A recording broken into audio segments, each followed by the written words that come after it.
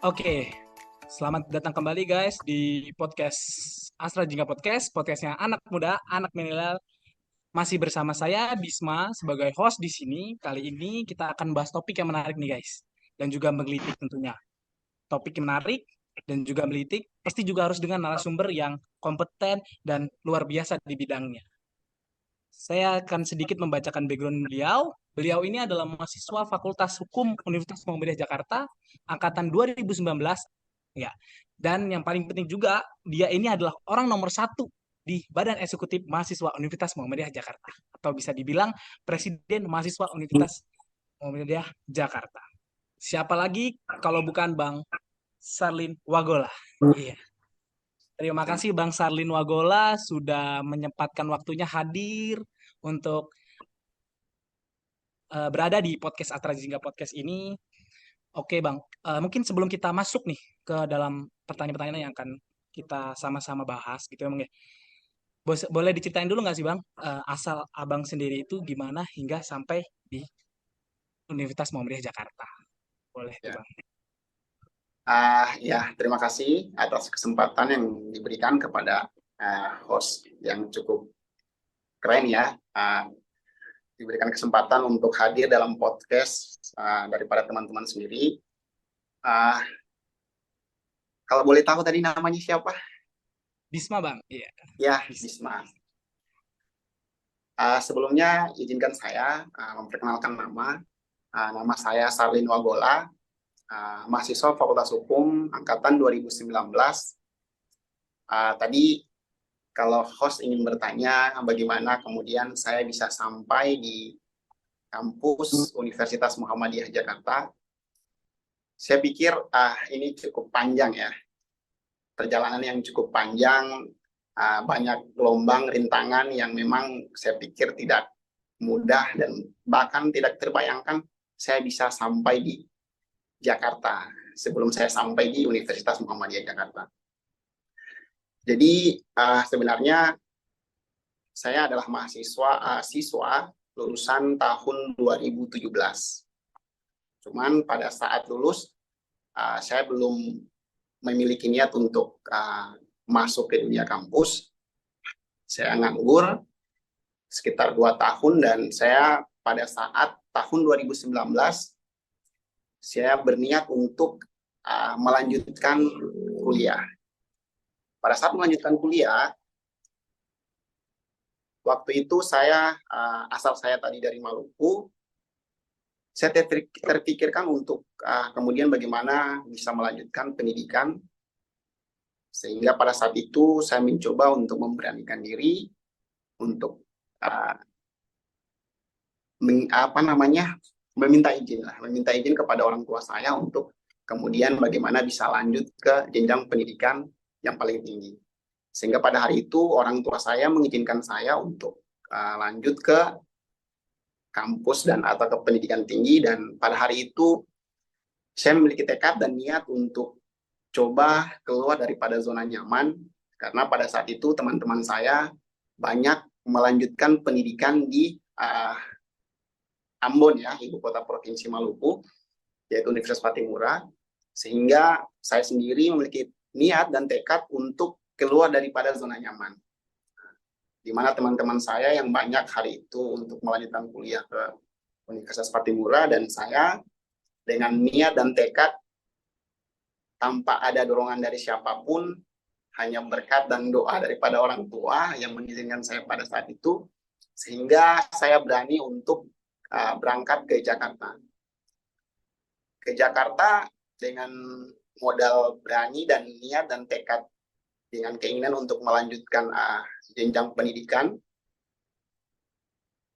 Saya next ceritanya sampailah kepada kampus Universitas Muhammadiyah Jakarta sebagai pijakan awal.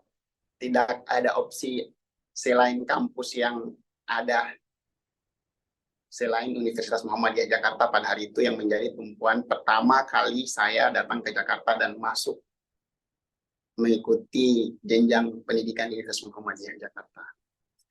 Mungkin seperti itu host. Oke, baik guys. Oh, berarti kita nih guys sama-sama tahu nih perjalanan Bang Sarlin ini sungguh penuh lika-liku hingga sampai di posisi ini nih. Mandiri, juga kerja kerasnya itu sangat sangat bisa dibilang ya bukan bukan orang sembarangan yang bisa bisa berdiri dengan kerja kerasnya, berarti bukan orang yang males-malesan gitu guys ya. Orang yang mau bekerja keras, orang yang mau bersungguh-sungguh hingga sampai berdiri di saat ini. Oke, Bang Sarli. Baik. Oke, Bang. Kita ini kan sama-sama tahu nih, Bang, masuk organisasi nih, masuk organisasi banyak tahapan nih, Bang ya. Banyak tahapan dan banyak tes-tes yang perlu kita lakukan untuk masuk ke dunia organisasi di salah satu universitas. Kalau menurut Abang sendiri nih, dari mulai ketika mendaftar organisasi hingga sampai sekarang nih, orang tertinggi di Badan Eksekutif Mahasiswa Universitas Muhammadiyah Jakarta itu eh, apa aja sih Bang tahapan-tahapannya gitu Bang sebelum sampai di titik yang sekarang ini Bang? Sebenarnya menurut saya apa ya, agak cukup, kalau dibilang panjang prosesnya, saya pikir tidak juga ya, karena mungkin sekarang sudah sampai di titik yang memang saya pikir harus lebih ada jenjang yang lebih tinggi yang memang harus saya kejar gitu. Cuman mungkin bagi orang-orang yang memang belum sampai di tahap yang dimana hari ini saya tempati, mungkin mereka melihat ini adalah satu jenjang yang memang tidak semua orang bisa sampai di tahap itu. Begitupun mungkin saya ketika menjadi pertama kali masuk, saya sudah punya keinginan untuk berkecimpung di dunia organisasi. Karena entah mungkin saya merasakan atau berpikir bahwasanya tidak hanya hard skill atau dalam konteks akademik yang nanti akan saya kejar, tapi bagaimana soft skill yang nanti akan saya kembangkan. Apalagi pada saat itu saya terfikirkan dan termotivasi ketika pada saat masuk menjadi mahasiswa Fakultas Hukum, yang saya kembangkan adalah bagaimana public speaking dan keberanian untuk tampil di depan publik. Nah, ketika proses awal saya mengikuti organisasi dan masuk di Fakultas Hukum adalah Ikatan Mahasiswa Muhammadiyah menjadi pijakan awal saya berorganisasi. Nah, disitulah saya mulai bertemu dengan teman-teman dari berbagai macam daerah, berbagai macam wilayah, berbagai macam pemikiran, berbagai macam culture perilaku. Setelah masuk dan berproses, kemudian next lanjut ke lembaga internal yaitu BEM Fakultas Hukum, berproses sampai pada hari ini ketika waktu yang kemudian menjawab dan bisa lanjut ke jenjang Badan Eksekutif Mahasiswa Universitas Muhammadiyah Jakarta sebagai Ketua BEM Universitas Muhammadiyah Jakarta. Saya pikir begitu. Iya, baik. Berarti setelah perjalanan ya bisa dibilang kalau kata Bang Sarlin sendiri itu awalan ini teman-teman jadi menjadi salah satu orang nomor satu di Badan Eksekutif Mahasiswa yang nanti ke depannya bisa lebih tinggi lagi gitu. Berarti Ya, kan seiring dengan perjalanannya Bang Sarlin Wagola ini kan berarti melewati fase-fase penting di suatu organisasi nih Bang ya. Kalau menurut Bang Sarlin sendiri nih, eh, organisasi itu seberapa penting sih Bang untuk diri Abang sendiri? kalau saya merasa mungkin, kalau saya pribadi ya, saya merasa organisasi sangat penting sekali. Karena yang tadi saya sempat singgung di awal bahwasanya ketika pertama kali saya menginjakkan kaki di Universitas Muhammadiyah Jakarta dan masuk sebagai mahasiswa Fakultas Hukum, saya sudah terfikirkan dan sudah terpantik untuk mengarahkan badan, jiwa, dan pikiran saya untuk berkecimpung di dunia organisasi. Sehingga kalau ditanya apakah penting, saya rasa sangat penting. Karena yang lagi saya sampaikan bahwasanya ketika kita berani untuk hadir dalam dunia organisasi, maka banyak hal yang nantinya akan kita expose. Pertama, bagaimana kemudian kita berjumpa dengan kawan-kawan yang baru. Kemudian bagaimana kita bisa mengeluarkan apa yang menjadi pikiran-pikiran kita yang kadang sebenarnya itu sangat bagus ketika kita sampaikan, tapi karena kita tidak berani untuk mengekspos itu karena tidak ada ruang, sehingga lagi-lagi itu hanya stuck dalam diri kita pribadi maupun dalam pikiran kita sendiri. Kemudian yang ketiga adalah bagaimana leadership skill yang kadang tidak semua orang miliki. Saya pikir pentingnya organisasi, jikalau tadi adalah kembali kepada saya pribadi, saya rasa sangat penting. Karena banyak hal yang nantinya akan kita temukan. Tanpa sadar itu yang nantinya akan membawa kita bagaimana kita berperilaku, bagaimana kita bersosial, bagaimana kepedulian dan insting kita terhadap problem sosial yang terjadi. Bahkan baik pribadi pun itu nanti akan mempengaruhi sikap dan kebijaksanaan kita. Dan saya pikir kebijaksanaan pun dalam organisasi itu nanti akan kita temukan. Karena ada masalah yang nanti akan kita temukan, ada problem yang nantinya akan kita temukan. Bagaimana menyikapi problem itu, bagaimana menyikapi masalah itu, kembali kepada kebijaksanaan teman-teman ketika teman-teman hadir dalam ruang-ruang kelompok yang begitu luas, yaitu di dalam organisasi. Saya pikir sangat penting. Dan mungkin juga tidak hanya terbatas sebagai mahasiswa Fakultas Hukum ya. Saya pikir banyak ketika saya berkecimpung di organisasi, bertemu dengan teman-teman dengan berbagai latar disiplin ilmu, mereka punya kelebihan yang kadang-kadang saya pikir sangat luar biasa. Jadi saya harap untuk organisasi harus tetap tumbuh, dan karena bagi saya sangat penting sekali. Saya pikir begitu. Oke, gitu tuh guys. Jadi organisasi itu kalau menurut Bang Salin itu dia lebih bisa untuk mengeksplor diri dia sendiri dan juga untuk lebih mempelajari bagaimana mendewasakan diri juga terhadap kebijaksanaan dalam suatu kebijakan yang dia ambil gitu. Oke nih Bang, kalau kita misalnya sentil-sentil dikit nih Bang, kalau kita kan kalau Abang sendiri kan mahasiswa yang berorganisasi yang memang menganggap organisasi ini suatu hal yang penting. Ya. Kita sedikit menyentil tentang mahasiswa kupu-kupu nih Bang. Kalau menurut Abang nih tentang mahasiswa kupu-kupu ini bagaimana nih Bang? Ya, sebenarnya menarik ya kalau kita menyinggung kawan-kawan kita atau teman-teman kita yang memang tidak terlalu peduli terhadap, atau mungkin bukan tidak peduli ya, tapi memang sejatinya mereka punya karakter yang kadang-kadang tidak terlalu gembira ketika mengikuti suasana-suasana yang memang harus bertemu, harus berkumpul, dan mungkin setiap sering harus berkumpul. Karena itu ada konsekuensi ketika kita bicara soal organisasi. Karena organisasi tidak hanya dalam kemudian kita mengisi registrasi, kemudian duduk dan pulang. Nah, saya pikir banyak hal yang akan kita lakukan di organisasi. Kembali kepada teman-teman yang mungkin tadi disebutkan adalah mahasiswa kupu-kupu, kuliah pulang.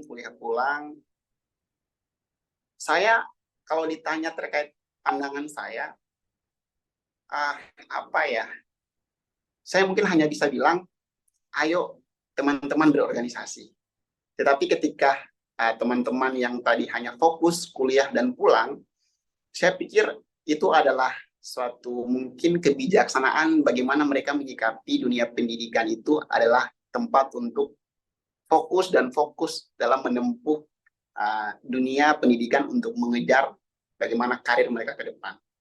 Karena lagi-lagi organisasi dan tidak berorganisasi adalah bagi saya dua hal yang berbeda, tapi pada akhirnya kita akan bertemu di satu titik, yaitu puncak karir yang dimana dua belah pihak ini akan sampai pada puncak yang mereka inginkan. Jadi saya melihat orang yang memang hanya fokus pada kuliah pulang, saya berpikir ya itu adalah hal yang baik bagi mereka, karena pada akhirnya kita juga tidak akan tahu apa yang mereka lakukan dan apa yang sebenarnya mereka rasakan. Cuman bagi saya, ketika saya aktif di organisasi, saya juga tidak kemudian diam dan tidak mengajak teman-teman yang seharusnya kita patut untuk mereka kita ajak untuk berkecimpung dalam dunia organisasi. Karena yang lagi-lagi saya bilang, kelebihan kita di dunia organisasi adalah kita bisa mengekspos dalam bentuk baik pribadi maupun secara kelompok. Kita bisa memberikan suatu kontribusi yang berdampak baik pribadi maupun kelompok.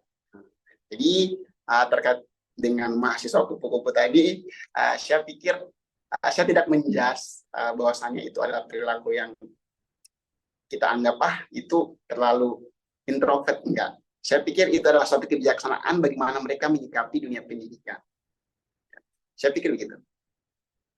Iya, ini guys ya. Berarti emang bener nih.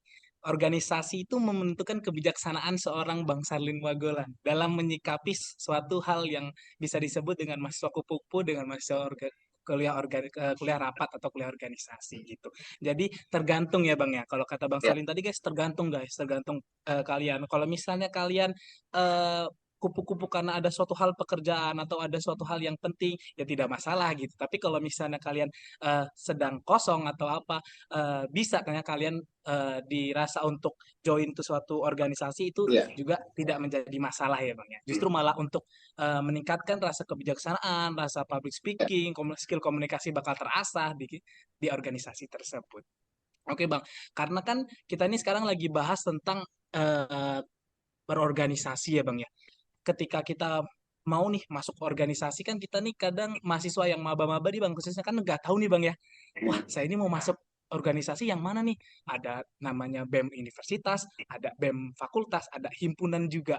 Nah, kira-kira ada nggak sih Bang tips and triknya nih untuk biar kita nih pasnya di mana gitu ya? Biar nggak salah gitu.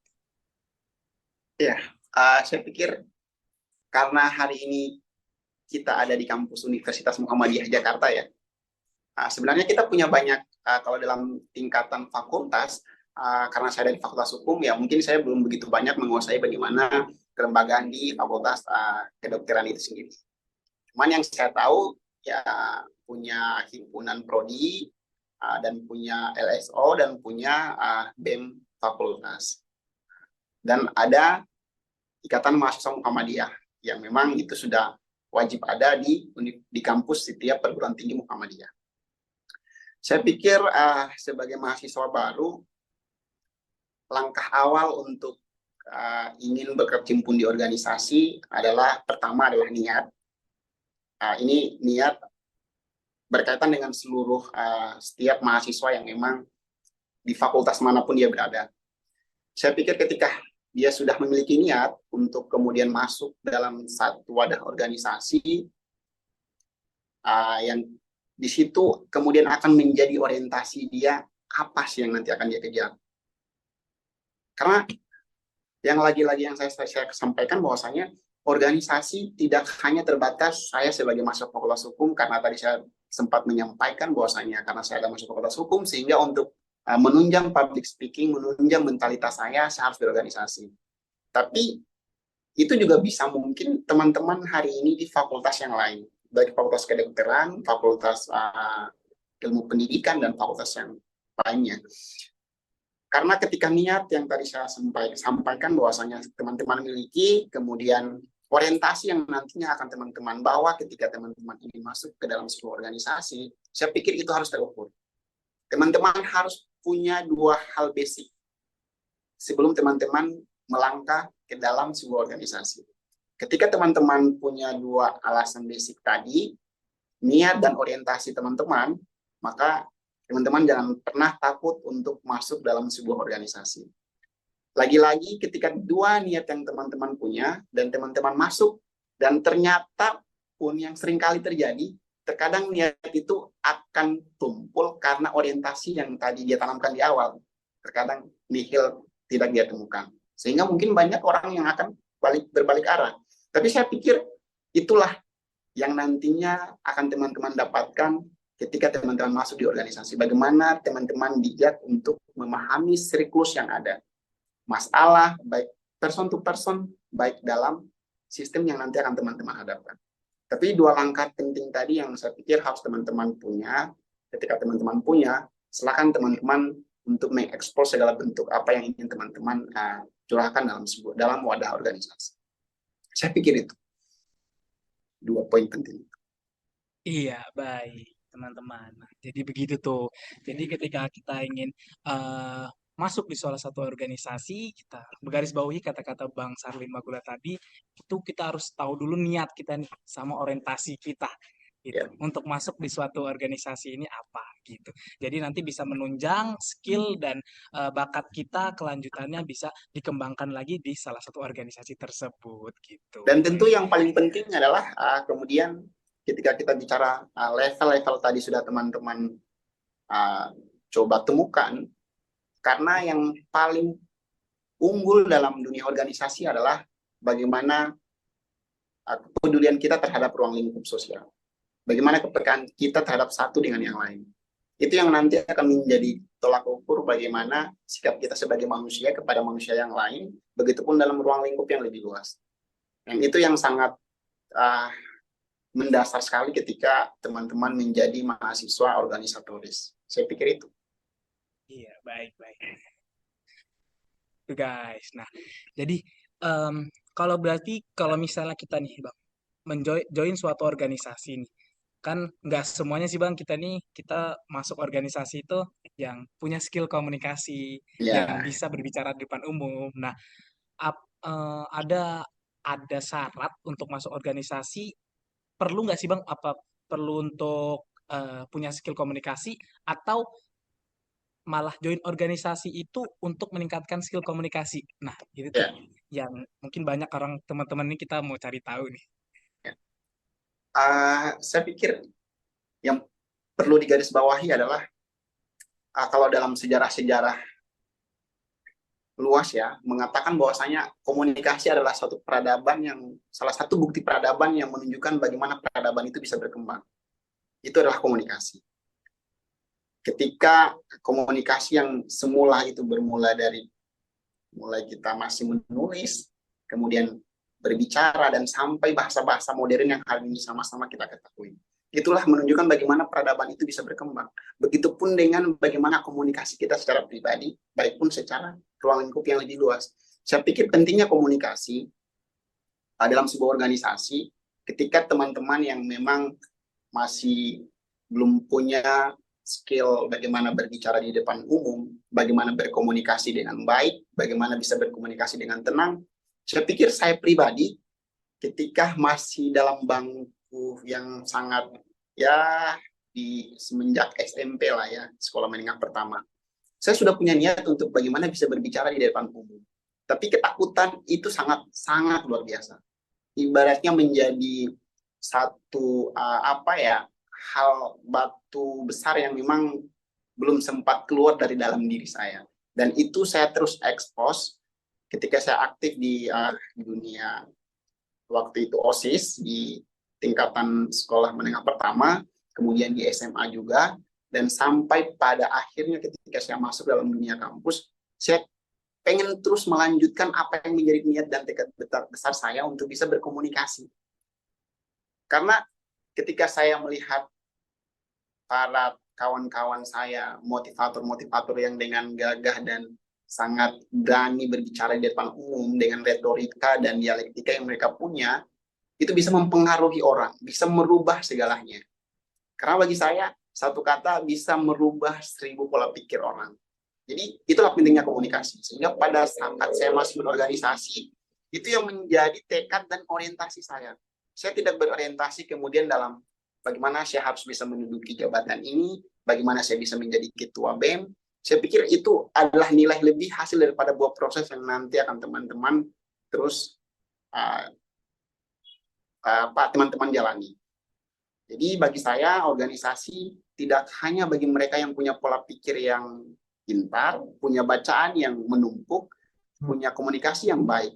Tapi bagi mereka yang semulanya hanya duduk diam ketika menjadi siswa, ketika menjadi mahasiswa, ya silakan teman-teman berekspresi sebebas-bebasnya teman-teman.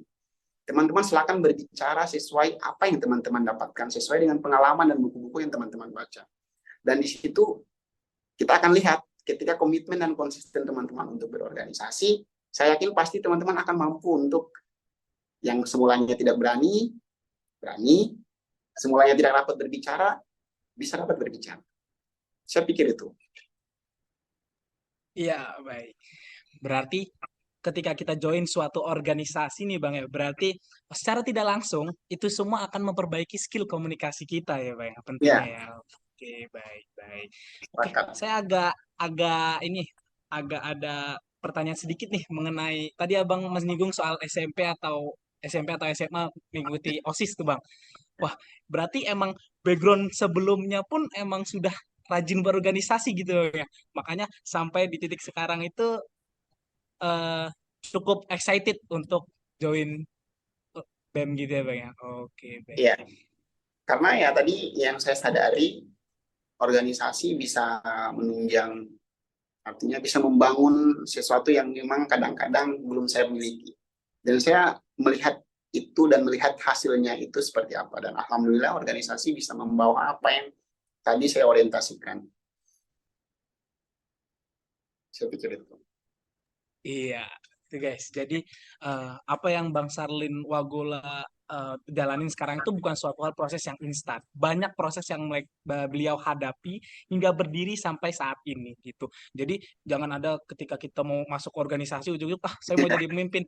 Ya, nggak akan bisa ya Bang ya. Itu semua Akan harus ada sulit. proses, proses yang sulit, proses yang lika-liku dan terpaan yang cukup kuat dari dan untuk individualnya sendiri untuk Bang Salin juga harus berarti memang benar-benar bukan suatu hal yang bisa di santai-santai tapi emang saya berfokus di suatu organisasi yang tujuannya emang untuk mengembangkan minat bakat saya. Balik lagi guys, jadi ke minat bakat itu sendiri. Ya. Oke, karena kita udah ngomongin soal organisasi nih Bang ya. Jadi tadi udah ngomongin cara yang tepat untuk memilih suatu organisasi sesuai kemampuan, habis itu apakah perlu skill atau enggak gitu. Jadi Ya. pertanyaan selanjutnya ini Bang, kira-kira kapan sih Bang ya waktu yang tepat nih untuk kita join suatu organisasi itu Bang? Ya. Saya pikir ketika kita bicara soal waktu yang tepat ya, saya pikir ketika kita sudah apalagi berangkat, kita bicara sebagai kita adalah seorang mahasiswa, saya pikir ketika langkah awal menjadi seorang mahasiswa, ya itulah waktu yang tepat. Itulah waktu yang tepat ketika kita berpikir apakah kita akan mau melanjutkan proses ke sebuah organisasi, karena tadi saya bilang itu adalah penting bagi setiap orang yang mungkin akan mencari sesuatu itu di organisasi. Jadi waktu yang tepat adalah ketika sesuatu harus diniatkan dan harus punya orientasi. Jadi ketika teman-teman yang saya sempat singgung bahwa di awal ketika saya masuk, ya saya langsung bertemu mencari organisasi apa yang ada di Universitas Muhammadiyah Jakarta. Dan ketika pada hari itu saya bertemu dengan IMM, ya saya langsung ibaratnya jatuh cinta dan saya mengikuti IMM pada hari itu. Nah, dan selanjutnya saya mengikuti BEM dan sampai pada hari ini. Saya pikir setiap waktu adalah waktu yang tepat jika kita punya niat dan keinginan untuk berproses di situ. Ya, apalagi dalam dunia kampus ya. Iya, baik. Itu guys, jadi kuncinya dari Bang Sarlin Wagola ialah niat dan orientasi itu sendiri. Jadi nggak ada waktu-waktu tertentu, tapi kembali ke diri kita sendiri ya Bang. Ya, Oke, ya. baik. Karena Ya. banyak ada orang yang memang dia ketika masuk kampus dia belum melanjut untuk masuk ke sebuah organisasi. Dia sudah 3, 4, 5 semester baru dia punya niat untuk berorganisasi. Jadi kembali kepada bagaimana dia melihat sebuah proses itu. Saya pikir itu. Iya, baik, baik, baik. Wah, banyak ilmu nih yang kita dapetin dari Bang Sarlin Wagola mengenai topik organisasi ini sendiri. Oke nih Bang, kan misalnya nih, contohlah diri saya nih Bang ya, ketika sudah masuk organisasi ini, misalnya udah masuk di suatu organisasi, habis itu sudah lama gitu kan, dari mulai awal masuk kuliah, masuk organisasi, secara tidak langsung kan pasti ada mulai ketemu sama titik jenuh nih Bang, gitu. Titik jenuh di salah satu organisasinya itu gitu. Gimana sih Bang tips and triknya untuk kita ini biar nggak jenuh dalam satu organisasi yang ntar kalau misalnya kita jenuh malah justrunya berdampak buruk sama organisasi kita sendiri gitu Bang. Saya pikir organisasi itu kalau memang hanya dijadikan sebagai tempat untuk hal yang serius-serius ya, saya pikir akan jenuh. Nah, karena ya tadi bagi saya organisasi bukan hanya bicara soal bagaimana menjalankan program kerja, bagaimana kemudian hanya bicara soal pengabdian, bagaimana juga hanya bisa bicara soal euforia ketika harus tertawa bersama dengan kawan-kawan di dalam sebuah organisasi. Tapi ketika tadi bagaimana kejenuhan itu hadir, saya pikir setiap pekerjaan, setiap apapun yang kita jalankan, pasti ada kejenuhan. Pasti ada satu titik kejenuhan itu akan hadir. Ditambah kita juga pasti punya tanggung jawab atau punya masalah pribadi. Itu pasti akan hadir ketika masalah-masalah itu juga menghimpit, datang, dan pasti ketika di organisasi, kita akan merasa jenuh. Bahkan ada yang sampai hilang komunikasi, ada yang sampai tidak ada uh, tanggung jawab yang mungkin terabaikan. Itu adalah titik jenuh yang kadang-kadang ditemukan oleh setiap orang, dan saya mungkin pernah merasakan kejenuhan itu. Tetapi bagi saya, ya lagi-lagi, saya hanya bisa menyampaikan ketika titik jenuh itu hadir, ya saya kembali kepada keinginan awal saya, pijakan kaki. Ketika saya melangkah ke sebuah organisasi tersebut, apa sih yang saya kejar? Nah, sehingga ketika titik jenuh itu saya dapatkan, ya sudah, saya anggap itu hanya sebagai suatu batu kerikil yang mungkin ya sudah akan saya pindahkan ke tempat lain dengan mencari suasana baru dan kemudian nanti balik lagi, tapi tidak meninggalkan secara spontan, meninggalkan seperti itu ya, saya pikir tidak. Makanya saya rasa kejenuhan tidak terlalu menjadi masalah ketimbang ada problem besar yang sebenarnya ya, itu yang menjadi titik masalah kenapa orang-orang banyak menghindar dari organisasi. Misalkan kita bertemu dengan suatu problem yang itu kadang-kadang membuat kita menjadi sudah tidak lagi bersemangat, menjadi sudah tidak lagi melihat organisasi sebagai tempat untuk tertawa bersama dengan teman-teman, menjalankan pengabdian, itu ada masalahnya. Itu lebih berat daripada kata jenuh yang tadi dipertanyakan bagi saya. Sehingga saya pikir jenuh itu hanya mungkin butuh istirahat atau butuh refresh, install ulang, terus nanti lanjut lagi. Saya pikir semangat itu akan tumbuh lagi. Saya pikir itu. Jadi kejenuhan itu hanya sebagai suatu bentuk butuh istirahat, butuh refresh, terus datang dan kembali lagi. Saya pikir ya itulah lika-liku organisasi yang kenapa kemudian membentuk kita akan menjadi seperti apa. Saya pikir itu. Iya, tuh guys. Berarti kata Bang Salim Wagola itu uh, jenuh itu hanya kerikil guys. Jadi bukan suatu hal yang berat untuk kita lewati gitu. Kalau misalnya emang kita sudah sampai di titik jenuh, kita bisa refreshing gitu. Bukan berarti meninggalkan tugasnya, bukan begitu Bang Ya, Salim Wagola ya. bakat. Betul. Ya, baik, baik, baik. Oke nih Bang, Bang Salim Wagulat kan kita sama-sama tahu ialah orang nomor satu di Universitas Muhammadiyah Jakarta nih, BEM-nya, Badan Eksekutif Mahasiswanya gitu. Berarti kan ini bisa dibilang gini ya Bang ya, bisa dibilang tuh waktunya ini padat nih Bang ya, untuk organisasi nih Bang ya. Untuk organisasi kita nih yang biasa-biasa aja nih, anggota-anggota biasa aja udah kayak padat banget gitu Bang ya. Ini gimana sih Bang tips and triknya bagi waktunya nih Bang? Abang kan organisasi menjadi ketua, prestasi juga jalan gitu akademiknya. Gimana sih Bang bagi kasih tips dong untuk kita nih biar bisa contoh Abang juga. Ya, saya pikir apa ya? Kadang-kadang yang menjadi kelebihan kita, kemudian salah satu menjadi organisatoris adalah bagaimana memanage waktu, bagaimana membaca situasi, bahkan bagaimana cara kita untuk bisa memecahkan masalah-masalah terkait baik di dunia akademik maupun di dunia organisasi. Nah, salah satunya adalah membaca bagaimana kita bisa organisasi dengan lancar, namun kuliah kita juga bisa berjalan dengan lancar tanpa ada kendala. Ya tentu adalah ketika bicara dalam konteks organisasi, bicara dalam konteks hari ini saya sebagai Ketua Badan Eksekutif Mahasiswa Universitas Muhammadiyah Jakarta, ya saya tetap membangun bagaimana akademik saya bisa berjalan dengan baik, yaitu dengan trik komunikasi yang semula sudah saya bangun ketika berproses di awal dengan bagaimana aktif di kegiatan, bertemu dengan dosen-dosen, bertemu dengan dekan-dekan fakultas, sehingga trust itu yang kemudian saya bangun. Sehingga ketika komunikasi saya, ketika persoalan akademik yang saya dapatkan, yaitu ada masukan dan saran yang diberikan oleh pimpinan-pimpinan fakultas. Dan saya pikir itu yang menjadi nilai plus daripada teman-teman yang aktif di organisasi. Apalagi dengan teman-teman sebagai stakeholder di sebuah organisasi. Saya pikir itu akan membuka satu pandangan baru justru. Ketika teman-teman aktif di organisasi dan menempati sebuah jabatan-jabatan tertentu, ya itu akan menjadi nilai plus bagaimana teman-teman bisa lancar dalam dunia akademik, lancar dalam dunia organisasi.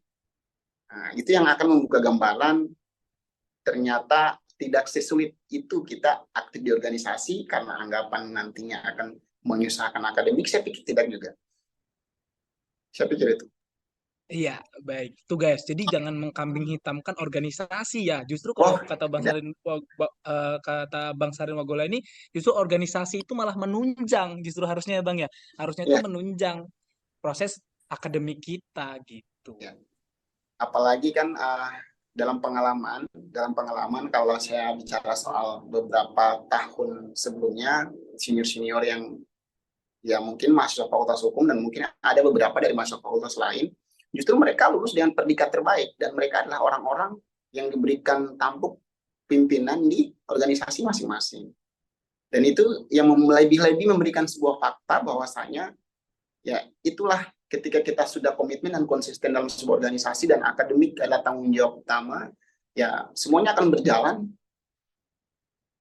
Jadi tidak ada yang tidak mungkin ya bagi saya ketika sesuatu itu dijalankan dengan ikhtiar yang baik. Iya, baik gitu guys. Tuh. Jadi jangan sekali lagi nih ya. Biasanya ada nih banyak nih mahasiswa-mahasiswa yang ini nih, wah, alasan dengan tidak mau join organisasi, saya takut ntar kuliah saya berantakan lah. Justru gimana caranya diri sendiri itu memanajemen ya Bang ya. Manajemen Ya, waktu tersendiri agar akademik berjalan, organisasi berjalan karena kedua-duanya memiliki manfaat yang sama gitu ya Bang ya. Baik. Kalau misalnya eh, kita bicara soal perubahan nih Bang, perubahan Abang nih dari bukan dari sampai saat ini Bang. Perubahan apa sih Bang yang Abang dapetin tuh dari sekian banyak organisasi mungkin dari SMP, OSIS, SMA, OSIS, kuliah sampai sekarang menjadi orang nomor satunya di BEM Univ itu Bang. Itu gimana tuh Bang? Perubahan apa aja yang Abang lewatin? ya kalau mungkin secara fisikal masih sama ya, secara visual itu masih sama. Betul Tapi betul betul. kadang-kadang terkadang yang tidak semua orang tahu adalah bagaimana perubahan itu hadir dalam diri yang tidak bisa dibaca oleh semua orang. Hanya mungkin lewat perilaku, tindakan, dan perbuatan yang bisa orang lihat atau akan orang bagaimana menginterpretasikan atau membaca dalam pandangan setiap sudut pandang masing-masing orang. Tapi ya kalau bagi saya sendiri, yang tadi saya sampaikan, karena mungkin saya tipikal karakter orang yang lebih suka bersosial ya. Jadi lebih suka bersosial, lebih suka bertemu satu sama lain. Dan ketika saya mencelupkan diri saya ke sebuah organisasi, saya pikir itu menjadi suatu nilai lebih yang saya pikir hari ini setidak mustahilnya ketika orang kampung ya ke Jakarta, kemudian bisa aktif di organisasi, bisa ketemu stakeholder-stakeholder di pemerintahan negara, bisa ketemu dengan ketua-ketua BEM dari berbagai macam universitas. Jadi itu yang menurut saya menjadi nilai lebih, menjadi suatu hal yang saya kadang-kadang juga tidak berpikir sampai sejauh itu. Tidak berpikir kok saya bisa sampai kepada tahap yang kadang-kadang tidak saya pikirkan sebelumnya. Bisa berkomunikasi dan bisa memberikan suatu pandangan-pandangan dalam ruang-ruang diskusi terhadap kawan-kawan di luar, terhadap adik-adik di fakultas ataupun di fakultas yang lainnya. Jadi karena bagi saya ya hidup yang bermanfaat adalah bagaimana bermanfaat untuk orang lain, baik dalam pikiran maupun dalam perilaku dan tindakan kita. Jadi saya pikir ya itu yang kalau misalkan kemarin saya tidak aktif dalam organisasi, ya saya akan mungkin hari ini saya sudah akan selesai kuliah dan mungkin sudah balik ke daerah, tidak bisa lagi bertemu dengan teman-teman, saya pikir seperti itu. Iya, baik tuh guys. Jadi banyak banget guys pelajaran yang bisa kita ambil dari Bang Salim Wagola nih. Dari mulai dia berorganisasi hingga juga berprestasi di akademiknya nih. Oke, mungkin pertanyaan terakhir nih Bang. Sebelum kita mengakhiri podcast pada saat Ya, ini, eh, ada nggak sih Bang pesan-pesan nih buat adik-adik kita nih, maba-maba yang ingin join organisasi atau mahasiswa yang masih tetap nih konsisten untuk menjadi hanya kuliah, hanya orientasinya hanya kuliah gitu Bang. Boleh tuh Bang, ya. silahkan. Kalau saya punya quotes ya, punya quotes. Ya, dan itu memang menjadi inspirasi saya. Cuman kalau misalkan teman-teman pengen membaca quotes itu ada di suatu buku yang ditulis oleh siapa? Oleh Simon Sinek. Simon Sinek itu salah seorang pembicara dari Amerika Serikat. Dia mengutip satu perkataan mantan Presiden Amerika Serikat. Dia mengatakan bahwasanya ketika perbuatan dan tindakan dan perilaku kalian menginspirasi orang lain untuk bertindak, berperilaku, bermimpi, dan bahkan sukses, maka teman-teman adalah pemimpin. Ya, saya pikir kalau kita bicara soal akidah, ya Al-Quran sudah menyebutkan apa sih yang menjadi tugas kita di muka bumi. Ya, setiap orang adalah pemimpin, dan pastikan bahwa setiap tindakan dan perilaku dan ucapan dari teman-teman bisa menginspirasi orang lain untuk bisa menjadi pemimpin. Saya pikir itu. Terima kasih. Oke, sangat-sangat luar biasa penutupan podcastnya bersama Bang Salin Wagola dengan quotes-nya tadi. Teman-teman, berarti kita harapkan dengan quotes-nya Bang Sarlin tadi bisa membangkitkan teman-teman kita yang maba-maba yang masih bingung nih untuk organisasi atau Ya, hanya kuliah saja, iya, ya mungkin bisa lebih dipertimbangkan kembali gitu untuk ya, masuk organisasi atau tidak gitu. ya. Baik.